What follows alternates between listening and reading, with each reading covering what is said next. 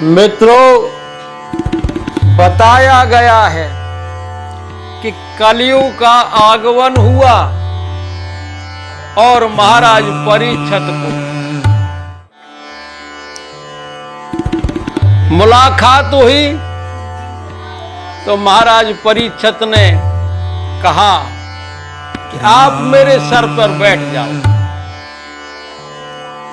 सोने का स्थान दिया था और सोने का मुकुट उनके सर पे था और उनकी बुद्धि खराब की। बहुत प्रतापी राजा थे। मित्रों,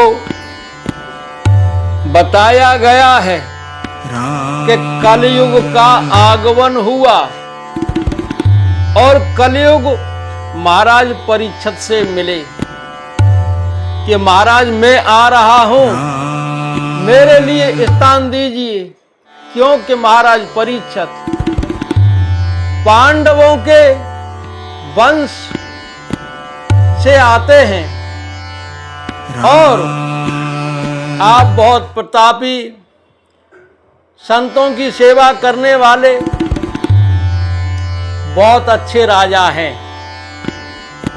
आप मुझे स्थान देंगे, मेरे लिए जब ही स्थान मिल सकता है, ऐसे निवेदन कलयुग ने कहा। और महाराज परीक्षित बोले कि भाई नहीं आवे तो कि नहीं साहब आऊंगो। तो बोले कि भैया यहाँ दारू का सेवन होता हो और मांस का सेवन होता हो, अच्छ उल्टा सीधा हो, वहां रहो। माने कि महाराज एक आध चीज और दे दो कि सोने में आप रहो। सोने का मुकुट उनके सर पे था तो वो जाकर के स्थान उनको मिला। जैसे ही बुद्धि खराब कर दी कलयुग ने और एक संत की कुटिया पे जाते हैं तो एक मरा हुआ सर्प पड़ा उनको मिला और उस सर्प को उनके गले में डाल देते। उनका पुत्र आता है संत जी का, वो कहता है कि हे राजन, आपने ये क्या किया? मेरे पिताजी का इतना बड़ा अपमान। मैं श्राप देता हूं, 7 दिन में यही सर्प तुमको डसेगा, खाएगा। अब महाराज परीक्षित ने कुछ लोगों से, संतों से कहा कि मुझे ऐसे श्राप दे दिया है। तो संतों ने विचार किया कि भाई इतना प्रतापशाली राजा है, भला राजा है, संतों की सेवा करता है, पांडव परिवार से आता है, भाई इसको सर्प खाएगा तो इसकी अधोगति होगी, इसलिए इसका उद्धार होना जरूरी है। संतों ने चिंता की और संतों ने जाकर के नैन सागर में उनको भागवत सुनाने का काम किया और 7 दिन में परीक्षित जी को आत्म का बोध हुआ कि मैं आत्मा हूं।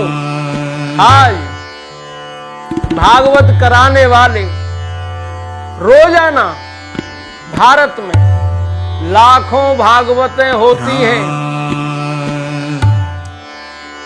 जो परीक्षित बनते हैं वो बतावें कि मुझे आत्मा का बोध हुआ। क्यों नहीं हुआ? कि जो पैसा कमाया है गरीबों का दोहन करके, रिश्वत का पैसा, दलाली का, गरीबों का चूस करके मजदूरी नहीं देते हैं, दुत्कार देते हैं। निष्ठ कर्म करके तामसी धन को जब कोई भगवान के प्रति लगाता है तो भगवान उसे स्वीकार नहीं करते। और जो भागवत कहने के लिए आया है वो भी आत्मा का बोध उसको भी नहीं है, वो भी धंधे वाला है कि तूने कमाया है मेरे लिए भी दे दे, तू भी दलाल और मैं भी दलाल। मेरा भी जीवन पास हो जाएगा। इन दोनों को ही लख 84 में जाना पड़ेगा, एक भी नहीं बचने वाला। और लख 84 में तमाम तरीके की यातना दी जाती है। कोई पशु बनता है तो लोग उस पर सवारी करते हैं, और कोई पंछी बनता है काट करके खाते हैं। बड़ी मच्छी छोटी मच्छी को खा जाती है, बड़ा कीड़ा छोटे कीड़ा को खा जाता है, बड़ा जानवर छोटे जानवर को खा जाता है।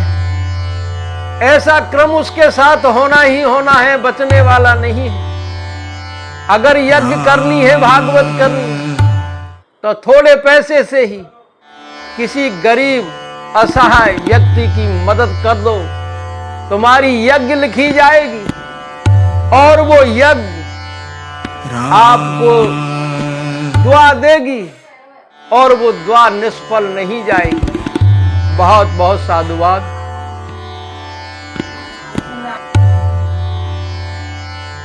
राम।